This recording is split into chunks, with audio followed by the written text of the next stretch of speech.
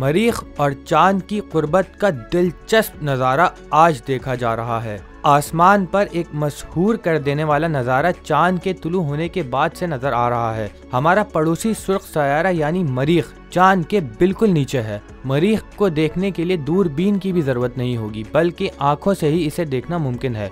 मरीख चांद के जुनूबी कोने की जानिब से झांकता हुआ नजर आ रहा है। अगर आप रोजाना रात को चांद को देखें तो आपको अंदाजा होगा कि वो अपनी पोजीशन मुसलसल बदलता रहता है। यही वजह है कि हर माह आसमान पर अपने चक्कर के दौरान वो अक्सर मुख्तलिफ सयारों के करीब पहुंच जाता है।